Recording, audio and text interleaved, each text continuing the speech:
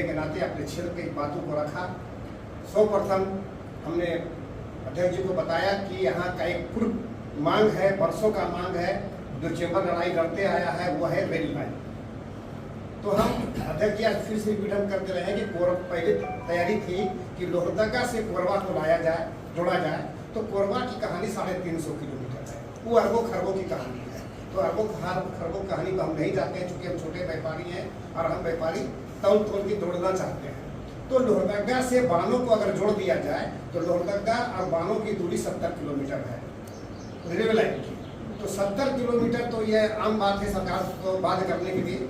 अगर वो जोड़ दिया जाता है तो यहाँ का व्यापार और यहाँ के आम जनता को भी राहत मिलेगी और यहाँ के लोगों का जो है, हम लोगों का है, एक सपना भी पूरा होगा। और हम चाहेंगे कि इस बिंदु पर आप भी हम लोगों का सपना पूरा हो, इस पर अपना सहयोग प्रदान करेंगे।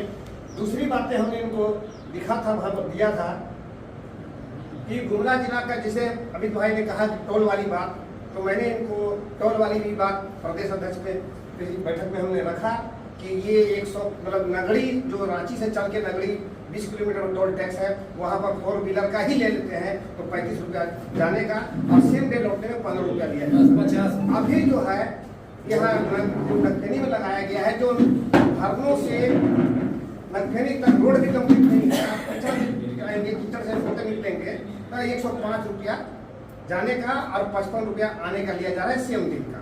380 रुपया ट्रक वाले से दिया जा रहा है, 480 रुपया बस वाले से काटे जा रहा है, जो एक दोहन है। टैक्स नहीं, दोहन है, सीधा सीधा दोहन है। जब रोड कंप्लीट नहीं है तो इस पर भी हमने इनको प्रकाश डाला है, इस पर भी अधिक किया जाए।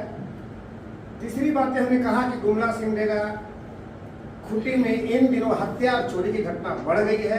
विधि व्यवस्था लैंड ऑर्डर जो है नाम मात्र करा गया है। हम लोगों को कहा जाता है कि आप सीसी कैमरा लगाइए, तो डीसी कैमरा लगाइए, तो बीसी कैमरा लगाइए, जिससे कि हम जांच कर सकें। तो हर व्यापारी करोड़पति नहीं होता है, व्यापारी छोटे होते हैं और सबके बुत्ते का नहीं है कि हम सीसी कैमरा लगा लें। अब बेदाम वाला के घर, खोचा वाला के घर, चना वाले के घर में तो सीसी कैमरा संभव नहीं है। लेकिन ऐसी अवस्था में प्रशासन पर एक दबाव बनाना चाहिए कि आप सीसी कैमरा दुरुस्त करें, कानून व्यवस्था को सुरक्षा दुरुस्त करें और सीसी कैमरा जहाँ हो सकता है वहाँ लगाइए। यहाँ तो सीसी कैमरा लगा हुआ है 40-40 को, लेकिन देखिएगा थाना में बैठ के तो 4 गो 6 गो चल रहा है। और हम लोग शिक्षा दिया जाता है कि आप कंप्लीट कीजिए। तीसरी बात स्मार्ट मीटर के बारे में जो आपने सवाल किया कि अभी क्या है कि अभी 5% सब चार्ज भी लागू जब रांची में हो जाएगा तो गुमला में भी हो जाएगा, पूरा राज्य के लिए आ रहा है। पूरा राज्य के लिए आ रहा है। तो हमारे स्कूटी मेंबर ने सिमडेगा में भी इस बातों को कहा कि इसकी शिकायत 28 तारीख तक हर स्तर पर करना है।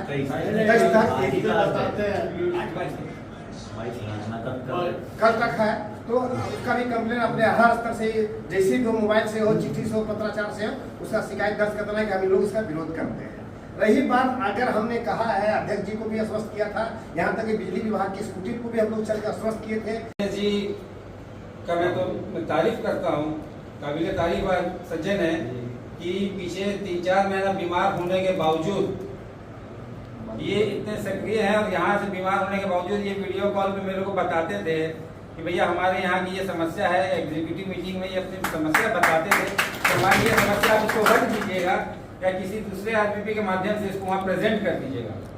तो घर पे बैठे बैठे वे भी ये कार्य कर रहे थे और जब से ठीक उसके बाद से रेगुलर आ रहे हैं।